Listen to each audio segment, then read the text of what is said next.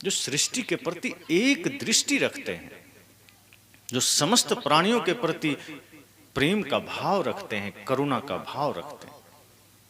हम तो घर में ही प्रेम का भाव नहीं रख पाते।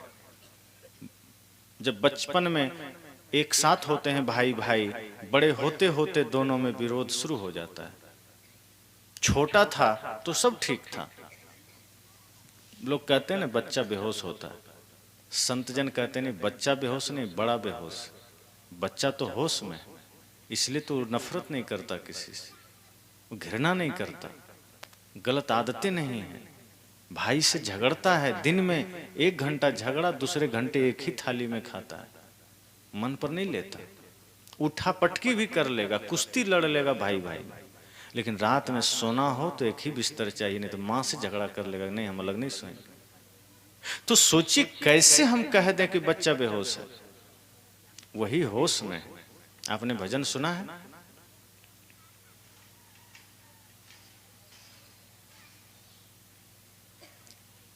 कि बच्चे के लिए एक पंक्ति आई है कि इस धरा पर जब आए थे तो अपने न पराए थे, और न धर्म था न अधर्म था, न पाप था न पुण्य था। जब जहां में आए थे अपने न पराए थे, लेकिन उस समय लोगों ने कहा ये तो बेहोश है, ये तो अबोध है। लेकिन जैसे जैसे होश संभालते गया बेहोश होते गया, जैसे जैसे बड़ा होते गया जातिवाद आते गया, अपना पराया आते गया, बुराइयां आती गई, नशा आते गया। तो जब होश में आने का समय हुआ तब बेहोश हो गए, और जब दुनिया ने बेहोश कहा तब होश में थे।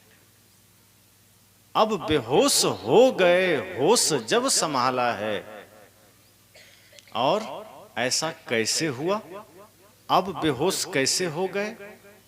जब बेहोशी संसार ने समझा तब होश थी, अब जब संसार ने होश समझा तब बेहोशी है। अब बेहोश हो गए, होश जब संभाला है। क्यों? क्योंकि पहले से जो डूबे थे हमको भी धकेला है, क्योंकि माता पिता समाज पहले से उस बेहोशी में डूबे थे, हमको भी धकेल दिया उसी।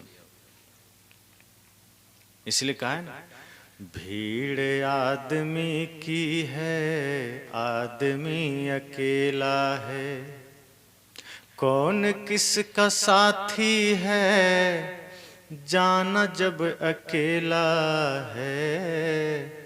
भीड़ आदमी की है, आदमी अकेला है। कहे तो भीड़ है समाज में, संसार में, और जाना अकेला है। इस धरती पर आना भी अकेला है। आए मन निर्मल था, मन पवित्र था मेरा जब जहां में आए थे, धर्म कर्म कुछ ना था अपने ना पराए थे। जब इस धरती पर आए थे मन पवित्र था। बच्चों को देखिए, सौम्यता है आंखों में, निश्चिंतता है, निश्चलता है। बच्चों को इसलिए तो भगवान का रूप कहा गया, बूढ़ों को नहीं कहा गया, बच्चों को कहा गया। बच्चे भगवान का रूप है। क्यों? क्योंकि उसमें छल नहीं, कपट नहीं है, सौम्यता है, प्रेम है। धीरे धीरे वो सौम्यता खोती चली जाती है, आंख में क्रूरता आती चली जाती है, कुसंग पड़ते चला जाता है, बुराइयां आती चली जाती है। जब छोटे होते हैं दांत कितने सुंदर होते हैं, जैसे ही दांत आता है खूबसूरत लगता है। बच्चे रोज ब्रश भी नहीं करते फिर भी दांत सुंदर है। लेकिन जैसे जैसे बड़ा होते जाएंगे, नशा का आदत लगती जाएगी, फिर गुटखा तंबाकू बीड़ी लगता है जैसे मुंह नहीं कचरा दान हो गया।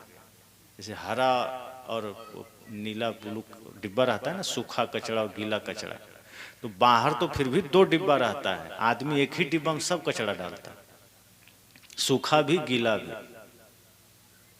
कचरा ही तो है। गुटखा बीड़ी तंबाकू सब डाल रहे हैं, मांस मछली सब डाल रहे हैं, कुछ कचरा दान तो बना दिया। तो जो दांत पहले मोती की तरह चमकते थे, कचरा डाल डाल के उसको ऐसा कर दे जैसे डामर घोल के लगा दिया। ये स्थिति है। तो ऐसा कैसे हुआ? जब होश संभालने लगे तब, जबकि वो बेहोशी की अवस्था है। जब समाज ने कहा कि हाँ अब बच्चा बड़ा हो गया, अब तब समझना कि वो बेहोश हो गया। अब वो कुसंग में जा रहा है, अब वो कुसंग में पड़ करके जीवन को बर्बाद कर रहा है। तो सौम्यता जब थी तब उसे भगवान का रूप कहा गया। निश्चलता थी, न जाति न पाति, न हिंदू न मुसलमान, न सिख न ईसाई, न ऊंच न नीच, न गरीब न अमीर, कोई भाव नहीं। तभी तो साहब ने कहा कि जो शरीर रूपी चादर आपको मिली है, सावधानी से ओढ़ना, दाग न लगने देना, इसमें कचरा ना आने देना, और अगर दाग लग भी जाए तो धोना, बिना धोए मत लौटा देना प्रकृति को। ये प्रकृति ने जो शरीर दिया है, अगर दाग लग भी जाए तो छुड़ा के वापस करना। साहब ने कहा है ना, ध्रुव प्रहलाद सुदामा ने ओढ़ी, सुखदेव ने निर्मल कीनी चदरिया, सुखदेव ने निर्मल कीनी। दास कबीर ने ऐसी ओढ़ी,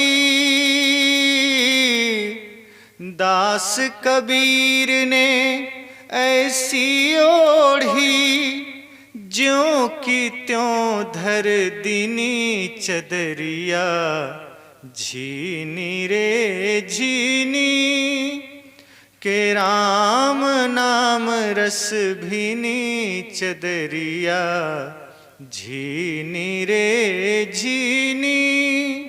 साहब ने कहा ध्रुव प्रहलाद ने भी शरीर रूपी चादर को ओढ़ा, लेकिन ओढ़ के निर्मल कीनी। उन्होंने इस शरीर रूपी चादर को निर्मल किया, दाग नहीं लगने दिए। और लगा भी तो धोया उसे।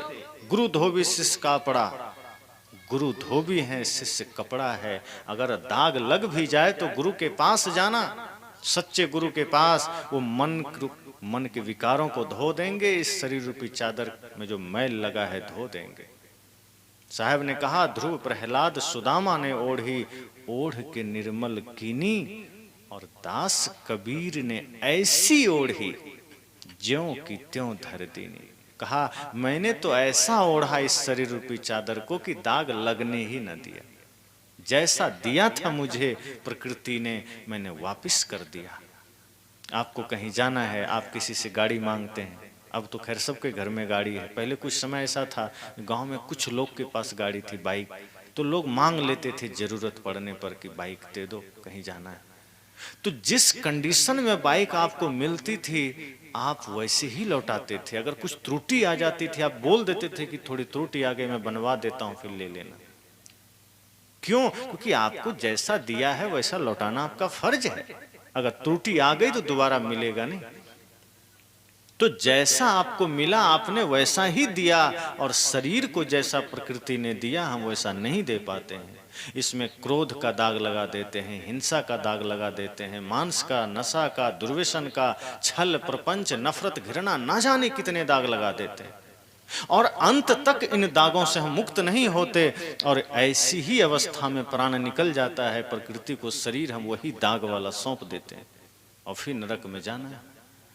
इसलिए साहब ने कहा होश जरूरी है। इन बच्चों को देखिए, कम से कम इनकी सौम्यता को बिगड़ने मत दीजिए। ज्यादा मेहनत नहीं है। आज बच्चे कोरा हैं, आप जो लिखेंगे आप वही पढ़ेंगे। अगर आज आप उसमें गाली लिख दिए तो बड़ा होने पर आप गीत नहीं सुनेंगे उससे। अगर आज आपने उसके जीवन में गीत लिखा है तो आगे आप गीत सुनेंगे। अगर आपने उसके जीवन को संवारा है, उसको सहयोग दिया है संवरने में, हम तो शरीर को संवरने में सहयोग देते हैं। उसके लिए ब्यूटी पार्लर भले चले जाना पड़े, लेकिन मन को संवारना है इसका ख्याल नहीं आता। बच्चों के भविष्य को संवारना है, उसके व्यक्तित्व को संवारना है, ये ख्याल माँ बाप नहीं कर पाते। आज आप कोशिश करिए कि आपके बच्चे का जीवन संवर सके। आप कोशिश करिए आपके बच्चे का जीवन सुंदर बन सके, उनका व्यक्तित्व सुंदर बन सके, जो सौम्यता प्रकृति ने उसे दिया है, जो छल प्रपंच रहित जीवन प्रकृति ने दिया है, बस इतना ही करना है कि वो बना रहे, उसमें नया कचरा ना आ जाए। और अगर वैसा आपने कर दिया तो आपके ही बीच, आपके ही आंगन में कोई श्रवण कुमार जैसा होगा, कोई भगत सिंह जैसा होगा, कोई चंद्रशेखर आजाद जैसा होगा, कोई राम जैसा होगा। एक माँ बाप की चाह है पुत्र राम बने, तो माँ बाप को भी तो दशरथ कौशल्या बनना पड़ेगा। और रावण और बने बैठे रहेंगे तो मेघनाद आएगा, राम तो नहीं आएगा। तो कोशिश हमारी यही हो, होश सदैव बनी रहे। जीवन की पहचान इन्हीं चीजों से है। जीवन में अस्थाई पहचान चाहते हैं तो सत्य, अहिंसा, प्रेम, करुणा ये धारण कीजिए। सोचिए कि ये जीवन बड़ा कीमती है, मूल्यवान है, इसमें हमें दाग नहीं लगाना है, दाग छुड़ाना है। ये जीवन मिला है दाग छुड़ाने के लिए। सद्गुरु संत मिल रहे हैं दाग छुड़ाने के लिए, हम तो दाग लगाए चले जा रहे हैं। दाग लगाना नहीं है, दाग छुड़ाना है।